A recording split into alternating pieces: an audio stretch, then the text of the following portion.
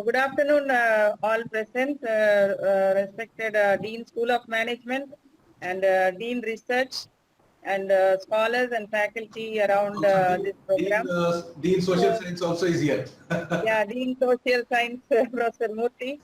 So, during this pandemic time, we are having a nice time to discuss about research in ethics. And I am supposed to talk on ethical issues in business research, I suppose, right? Yeah. Right, sir? Yeah. So ethics are norms or standards of behavior that guide moral choice about our behavior and relationship with others. And if you take the goal of ethics in research is to ensure that no one is harmed or suffers adverse consequences from our research activities. So ethical activities are widespread and include, if you take what are the important points to be considered, first one is violating non-disclosure agreement. And the second is breaking participants' confidentiality. Third is misrepresenting results. Fourth is exposing people or respondent names. Then fifth is plagiarism. And sixth is avoiding legal liability. So if you take, these are the issues, and if you want me to address one or two particular issues very detailed way, I am ready. I have a plagiarism, how to avoid plagiarism. This would be more helpful for the scholars. And second is our important topic, how to avoid predatory journals. So these are the two topics I have in elaborate. Or you want me to talk in general and take up more questions? I am ready for both. So what is your call on that? The participants or the Dean Research can decide and tell me. So coming to, yes sir. Can you hear me? You go ahead, madam. Maybe with the themes that you are addressing. Yeah. Yeah. Okay. So now coming to the studies in business research, if you take, we have different functional areas of research, say finance, marketing, HR, operations, systems, and of course strategy and entrepreneurship. So when you take the qualitative research, we depend on respondents' views or perceptions. So in those cases, what are the precautions we should take? One should be clear with.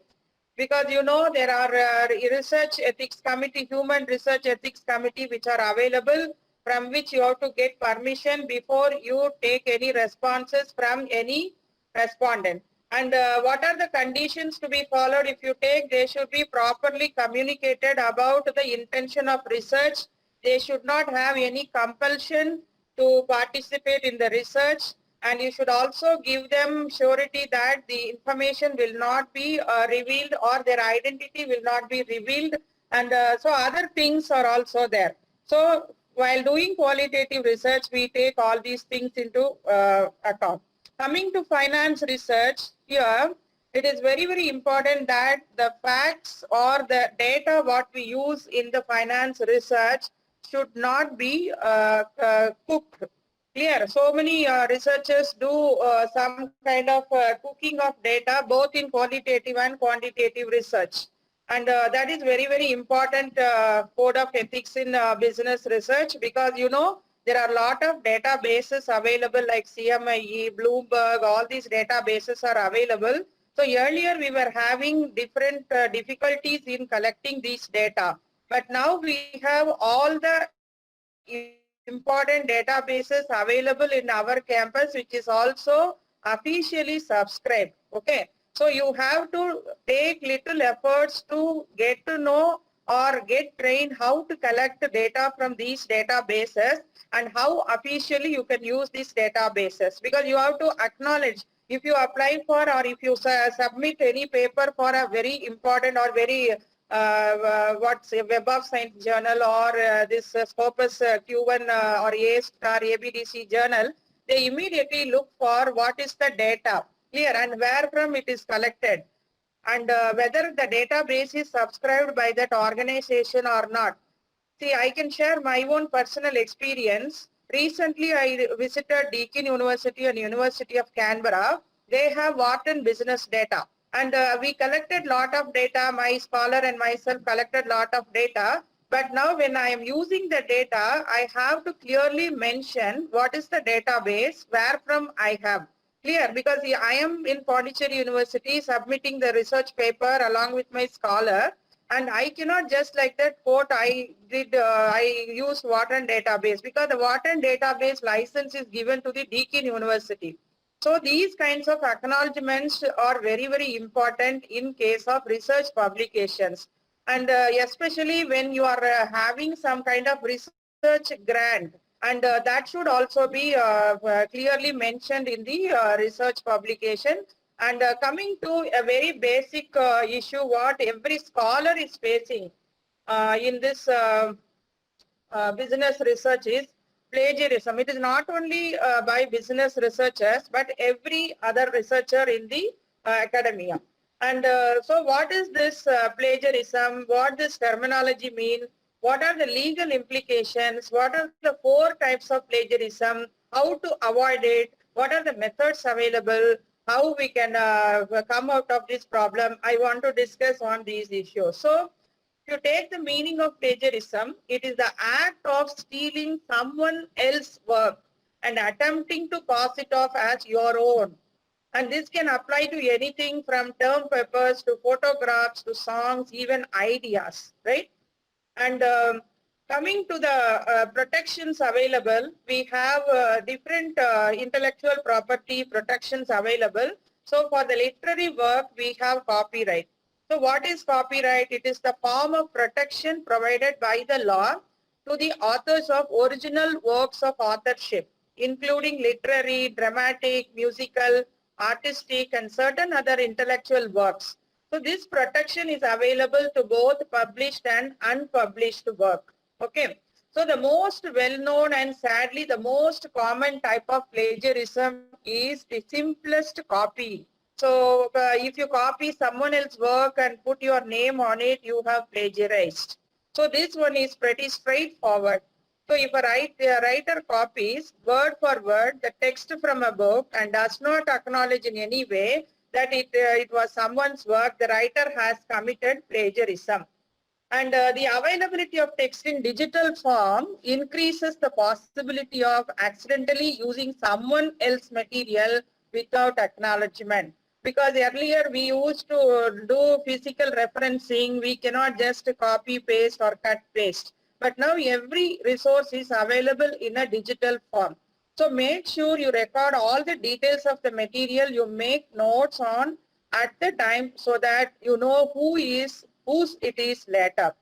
So by all means use quotes and paraphrased material but cite it properly. That is very, very important to reach a very good journal. And so the second kind of plagiarism, if you take, it is similar to copying and is perhaps the second most common type of plagiarism, which we call it as patchwork plagiarism.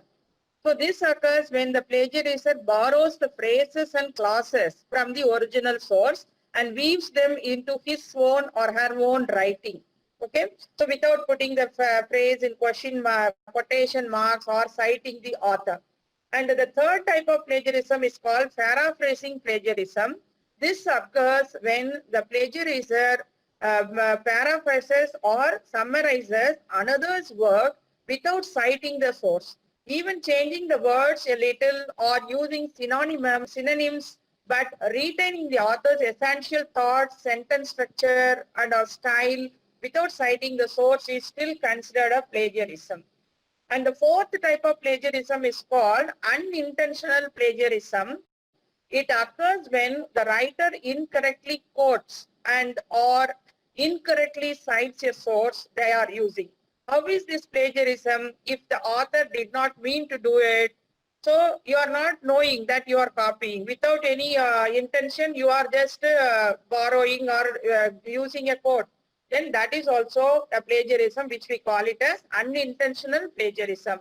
So if a writer has incorrectly quoted or incorrectly cited a source, it could be misconstrued as dishonesty on the writer's part. So the dishonest usage of another's work is most often considered plagiarism. Therefore, the incorrect usage of another's work, whether it is intentional or not, could be taken for real plagiarism. Now, how to avoid plagiarism? Avoiding plagiarism is quite simple. The best method for avoiding it is to simply be honest. When you have used a source in your paper, give credit where it is due. Acknowledge the author of the original work you have used.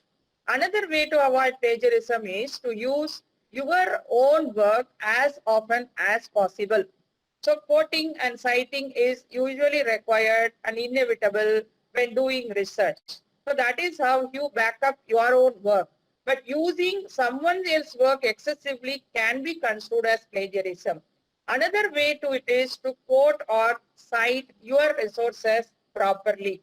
And now in order to properly quote your resources, you should consult the style manual that would be appropriate for the research. So in most cases, your professor will tell you which style manual would be preferred. If your professor does not indicate which manual to use, be sure to ask professor. So now I will also share the resources on that how to avoid plagiarism or referencing, because the referencing is a good method. We have a APA style and other styles. I can share the document. Dean Research can share it later to the participants as well. And why we should worry about this plagiarism? Is there anybody to watch us? Yes, of course. So UGC, in its promotion of academic integrity and prevention of plagiarism in higher educational institutions regulations 2018, they have clearly brought out this particular phenomenon. Plagiarism would be quantified into the following levels. What are the levels in ascending order of severity for the purpose of its definition? So if any member of the academic community suspects with appropriate proof that a case of plagiarism has happened in any document, he or she shall report to the Departmental Academic Integrity Panel.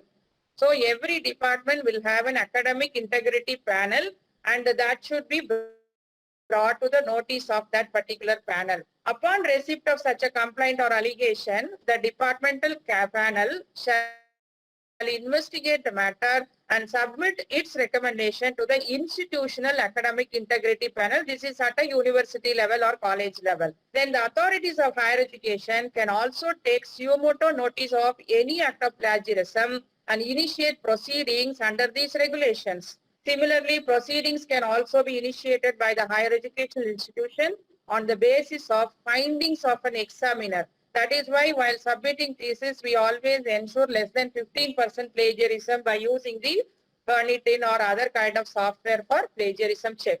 So all such cases will be investigated by the your institutional academic integrity panel.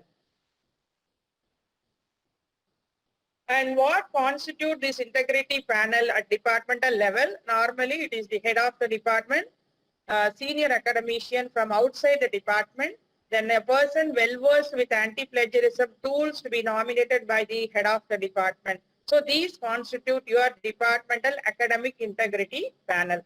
And departmental, again, if you take the regulations relating to institutional academic integrity panel, chairman will be pro vice chancellor or dean or senior academician of the higher educational institution, and committee members will include senior academician other than chairman and one member nominated by the head of the institution and a person well versed with the anti-plagiarism tool, another member. So these constitute your institutional academic integrity panel.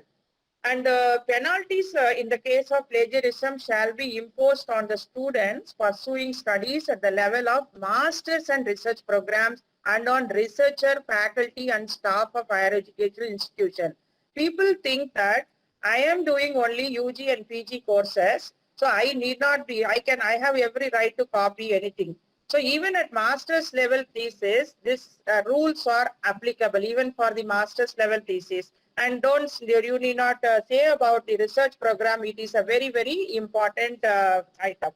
And coming to the regulations, what are the penalties? If you see, level 1 is similarities up to 10%. We call it as minor similarities, no penalty. That can be left. And the second level is 10 to 40% shall be asked to withdraw your manuscript. And level 3 is 40 to 60% shall be asked to withdraw manuscript, shall be denied a right to one annual increment, shall not be allowed to be a supervisor to any new master's or MPhil or Ph.D.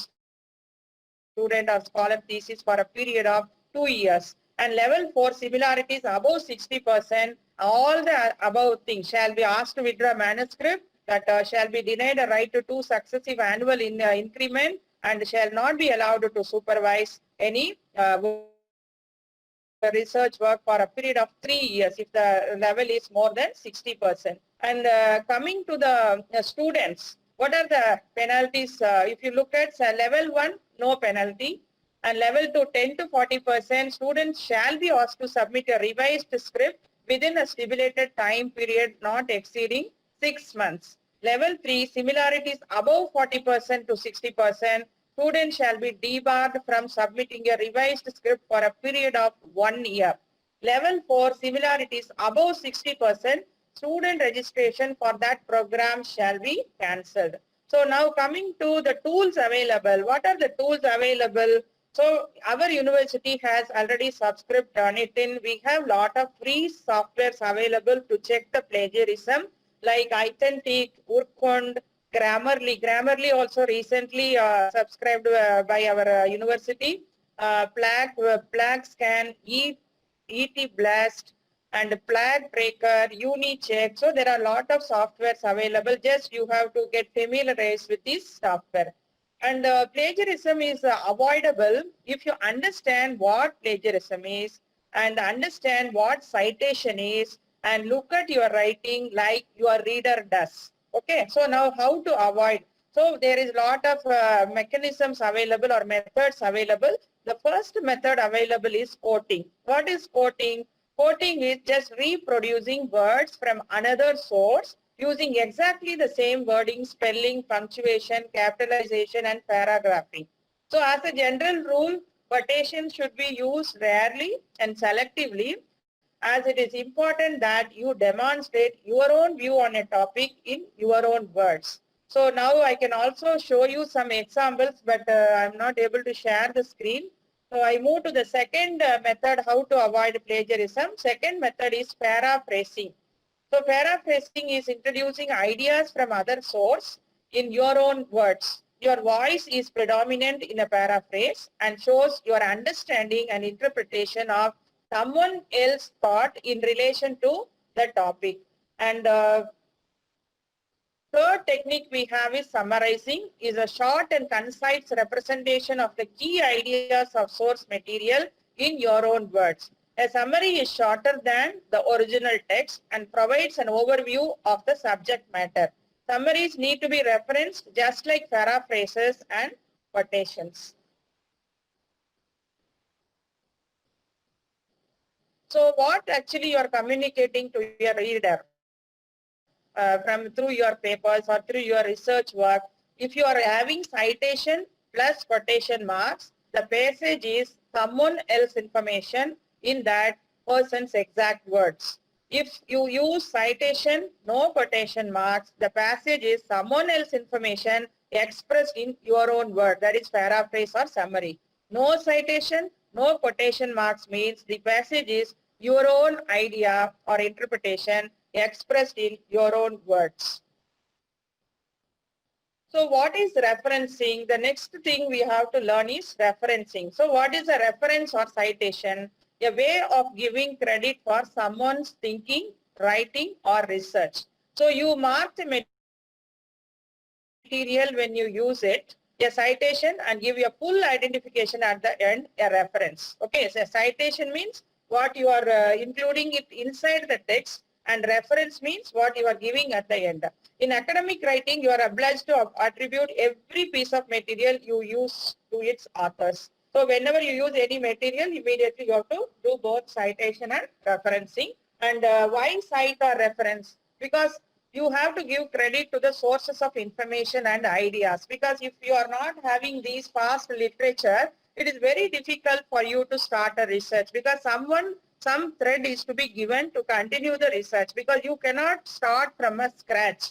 So crediting the resources of information and ideas you need to cite. Then reader can locate for further information if required, and you can validate arguments and increase and spread knowledge and show depth, breadth and quality of your reading. Because when you are identifying the research gap, what kind of literature review you have done, whether you have done extensive literature review right from the beginning, that will also let others know through your citation and referencing.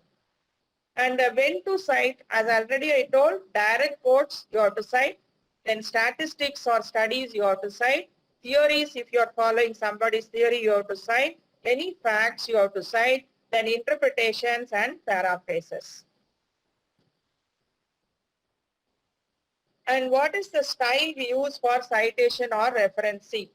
So a citation style or reference system is a standardized system for referring to materials used in your writing.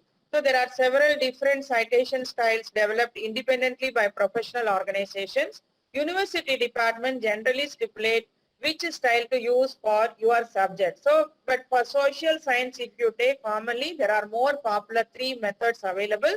One is APA, American Psychological Association.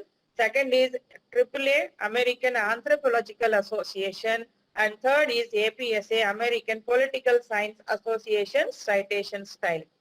Then next is reference management software. So now you have lot of reference management softwares available like Mendeley, others. So reference management software, citation management software or bibliographic management softwares are very, very helpful for the current researchers. So again, now with digital technology and other related advancements, you are all fortunate enough to have these kind of softwares. So recording and utilizing bibliographical citation as well as managing references become very, very easy if you use these software. So it is only a one day you can learn.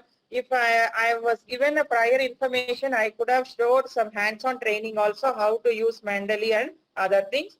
And once a citation has been recorded, it can be used time and again in generating bibliographies such as list of references, scholarly book, articles, essays. So it will, when you are entering, you have to be little careful. Then you can use it as end note, or you can use it as references, or you can use it as bibliography, whatever you want. So there are n number of reference management softwares available like Aegean, Bibook, Bibbase, BibDeck, Biblioscape, Bibsony, so many other things, bookends, EndNote, lot of other things are available. Either one you can use. I suggest Mendeley or EndNote, which will be very, very useful for the management researchers, which we are using. And coming to referencing, what are the different types of referencing? So first one is in-text citation. Okay, in-text citation means what? It acknowledges, an in-text citation acknowledges your source in the main body of your document. When you use or refer to another person's ideas, you provide an in-text citation. So include the author's last name, year of publication and page number either as part of your text of your paper or in parentheses like Charumathi 2019 page number, like that you can use inside in brackets. And if a source has no author or editor, use a few words of the title instead. Each in-text citation must lead to the full reference list entry for that source. Now next is the reference list, and the reference page is usually located at the end of your written document. However, tables and appendices if used come after the reference page. So the center, the heading, references at the top of the page, alphabetize entries in the references. These are the small things you might already be knowing. And coming to the other rules, author names and date of publication appears immediately after the first element of the citation, and using the hanging indent format, capitalization really matters, and use only the name of the publishing company. Don't include company or etc. Don't insert a hyphen when dividing a web address at the end of a link. URL or web addresses should not be hyperlinks. Use just plain black text. I can share those things with the Dean Researcher. Later you can get it. Now, I would like to take the next topic, identifying predatory journals. You have any doubts in referencing or plagiarism, you can ask. Otherwise, I can move to the next topic very quickly, identifying Actually, predatory. madam, there is a separate tomorrow complete session on ethics and publication is there, where Okay. library is going to walk over the, the Turnitin and those. Okay. Okay. So Go I ahead. can interact with the participant. How much time I have? No, you have another 10 minutes. Okay. Publish or perish, can I take? Yeah, please. Yeah, go ahead. No, Yeah. I was saying because the clarifications on the softwares, they can have it tomorrow. That's what I was just trying to mention. Okay. Okay.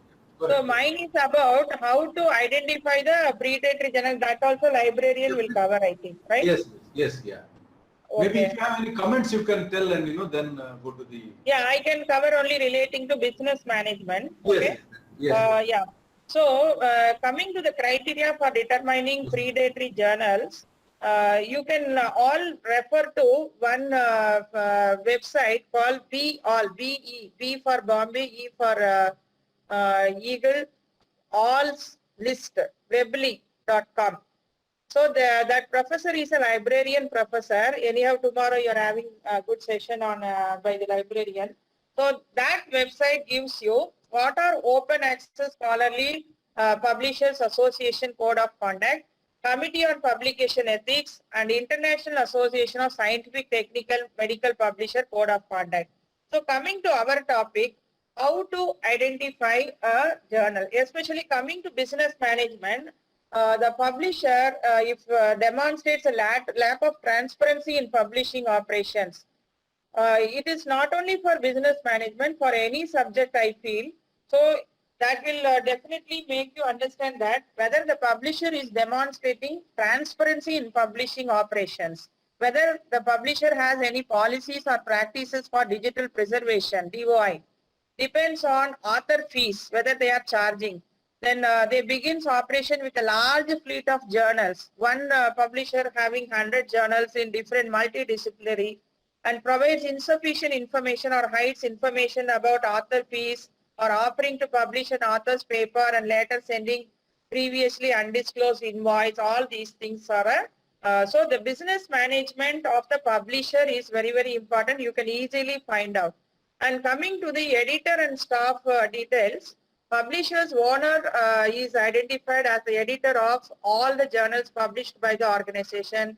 No single individual is identified as a journal's editor. I think I will leave this now because I would like to take up some real issues. Coming to the management research, business management research, if you take a qualitative research and quantitative research. Coming to quantitative research, it is very, very important you take the appropriate data. Where do you get data? Where are the databases? See, most of the cases, what happens, these databases capture only common data. Like for example, if you take stock market, it is available in moneycontrol.com. If you take financial reporting, it is available in CME to the extent possible. If you take banking data, you have RBI database. If you want insurance data, IRDA started releasing data right from 2010 only. So when we were all doing research, this data were really a handicap. Now databases are available. When databases are not available, you try to collect proprietary data which will make you publish in very, very topmost journals, because the topmost journals like A star, A category, they are looking for what is the gap in research methodology, what is the gap in data. It is not only simply research gap, they are now looking for gap in methodology, gap in data. So if the data is so unique, which is not available anywhere, for example, if you take the Vikalpa, which is published by Indian Institute of Ahmedabad, one article I happened to read, it is only with the 14 responses, 14 samples. But the topic was so important, the data were not available anywhere. So that is why they could really give importance for these kind of findings made by the researcher. So gap in data and gap in methodology you can use whenever you want to target a very good journal. So they all look for a publishable seed in the particular area.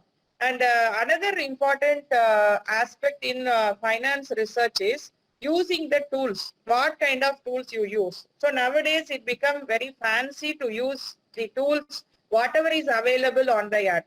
So use only appropriate tools. It is not only to show that you are knowing the tool, but what kind of appropriate tool. For example, you want to arrive at a particular decision. And what is the hypothesis you want to prove? If you prove that hypothesis by using one appropriate tool, it is enough.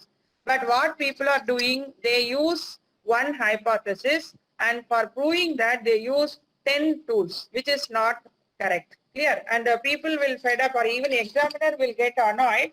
What is the kind of research we are doing? We are not doing research in analytics, but we are doing research in finance or marketing or HR. And as already would have been covered this topic in case of qualitative research, definitely the Human Ethics Committee, that is Ethical Publication Ethics Committee, or the Institute Ethics Committee approval is to be sought.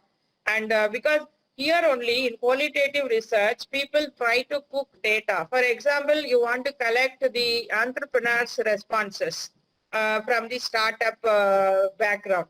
So here you are trying to go for collecting data, you are getting lot of bitter experiences that you are not able to collect data.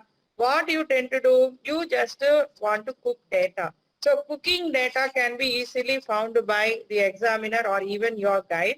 So please avoid cooking data. That will not lead you anywhere, because unless you try to put in your hard efforts, you cannot be successful in research. Because when you are choosing your career as research, what does it mean? You want to become a faculty.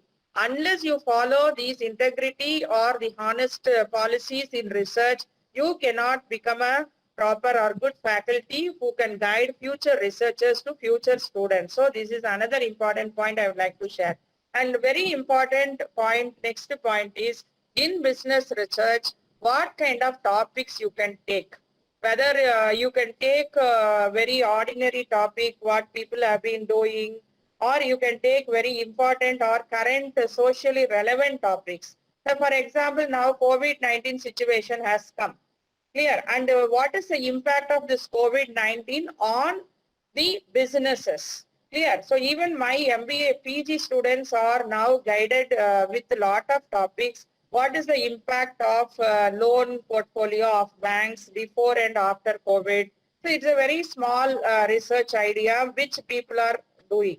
And how Pondicherry itself, we are working on a very important research project with CII, how Pondicherry is affected in terms of business and operations. Clear? Throughout Pondicherry. So we are using our own students to collect these data, and we want to give a picture about what kind of phenomena is disturbing Pondicherry, which are the areas in which businesses have taken, because a lot of employees were sent home.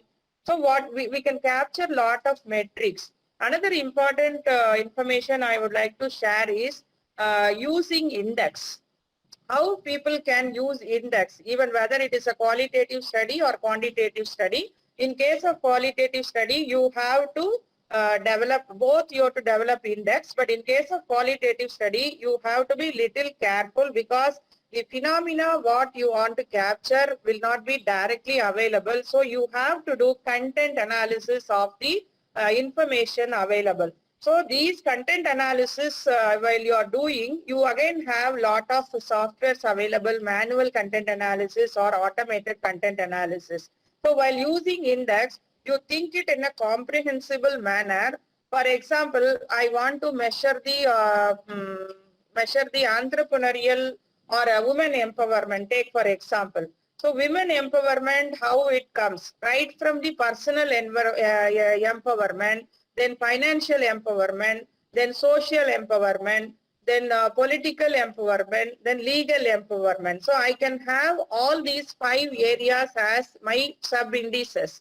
And each and every empowerment, I have to capture data, or I have to design a questionnaire by which I will capture the data. Clear? So, and here what kind of weight you are want to give for each and every item in that questionnaire. So, index development is one of a very, very important methodology you can follow for your research, because you want to avoid plagiarism, you want to bring out a new kind of research. So in that type, if you use index method, by using your own knowledge and the review of literature, you can bring out a good research work. Coming to quantitative research, here also you can develop an index. Here the components will be metrics. Here, like for example, if I take online banking, so what are the online banking methods available? RTGS, NEFT or mobile banking. So in each of the three things, how this pandemic has improved their business, banks, businesses, that we can do research. Clear? So like we can go on teaching or talking about these indexes and other things. So business research, whenever you take topics, you take topic which is very, very relevant to the business organizations or a particular industry better. So if you take a topic which is not at all required by industry, nobody will support. And when you are doing research, try to connect with the appropriate organizations or collaborate with the proper organizations or the agencies. For example, if I do banking research, I should definitely collaborate with RBI database and RBI personnel or IBA personnel. If I do research in banking technology, then I have to at least have some consultation or discussion with IBDRT, that is a Banking Technology Research Institute available. Then if I do research in insurance, I should have some discussion with the IRDA officials, so that what kind of research we do, whether those organizations are looking at or not. And one more important thing is, it is not only enough if you do proper research, you should also disseminate that research. Dissemination, when we say, we always think about publications. It is not only about publication, but communicating your findings to the appropriate agencies. For example, when I did research on insurance regulations, and we found that most of the Indian insurance companies are not complying with the disclosure norms. What are the information they are supposed to disclose? They are not disclosing. And what the regulator is doing, whether the regulator is a watchdog or whether the regulator should become a bloodhound. Clear? So when I communicate this research, they were getting a shock actually. So when researchers can only very boldly or very courageously disseminate this information, so that the regulator will make note of it and will correct the regulations as well. And same way, if you take RBI related or other related researchers, voluntary disclosure, we have done one. And we are doing that financial inclusion. In financial inclusion, we have developed a model. It is not only we develop a model and just keep quiet. And it has been implemented in one big district. Vellore district is now using that model, successful model. That is going to be the Tamil Nadu government's model. So, but we have to communicate to the appropriate bodies, so that they will also get benefit of this. Another important contribution I could say is one stock market model we have developed using artificial neural network, the analytics and the machine learning. And here what we did, we are going for patenting, so that many people can get benefit of that. Even the brokerage firms can use that. So we have developed a model for banking stocks. So in India, how the prices of bank stocks are predicted. And using a back propagation algorithm and artificial neural network, we have done it. And now we have communicated to many brokerage firms, and also we have applied for patenting the same.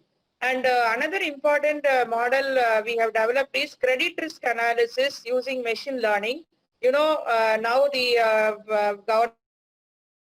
government also has announced a lot of moratorium and other related packages because of this COVID crisis. And now organizations are not knowing what is the impact of this moratorium. So in these cases, someone can take up some kind of research, so that that will be more clear to the participants or the borrowers as well as to the bankers. And here how credit risk measurement is varying, what kind of parameters they use. And already they are having well established system, but how it can be enhanced, that is our research focus here. And when we are doing something and when we are able to increase the accuracy of the results, we should communicate to the industry concerned or to the regulator concerned. Same way in HR research, you can do lot of wonders, like when you are using some kind of tools like the collection of data using email, or a collection of data using that Google form or Survey Monkey. So all those tools are now available for the current researchers. You can use it appropriately, and there is no depth for any kind of facilities or resources now, I feel. It is only the researchers who have to come forward. When you are a full-time researcher, you have to do full-time research. Clear? You talk the research, walk the research, sleep the research, bath the research, eat the research. That is the concept we always have in mind. I completed my research as a full-time researcher. So when we were doing, we always think about research. Each and everything that has to be thought about research, and that is how we enjoy doing research. So I conclude by saying that research is a passion. It is not only to acquire degree, and it is the gateway to do research, more better research. So your PhD is only a gateway. And once you get acquainted with the databases, the analytical tools, the methodology for doing research, and the honesty in doing research, the ethics in doing research is very, very important, because when you are, because it is a very long way you have to go in the academia. And once you prove that you are not following the ethics, you are not honesty practices, then immediately you will be black marked. Clear? And it is easy to get nagged by anyone if you are doing some kind of a fraud. And if you are doing ethical research, following all the code of ethics, then there is no fear. Whether you contribute to the research or not, that is a different matter. But you are doing a proper, following a proper methodology, no one can question it. And the result, even one more important point I would like to add before I conclude is, whatever the result you get in research, be bold to communicate. Most of the researchers expect some kind of result. And if the result is not coming, they just keep the papers apart. Don't do that. Even if the results are not encouraging, I mean, like if you are expecting a positive relationship, you are expecting no relationship. So in that case, you should have guts to communicate that findings, because why you are getting that finding, it is because the data is like that, maybe the social background is like that. So it is not necessary that always you should corroborate always positively with the earlier finding. Should have courage to disclose the findings what you are getting. So with this, I conclude. Any questions I am ready to take up. Thank you, Professor Charumathi, for a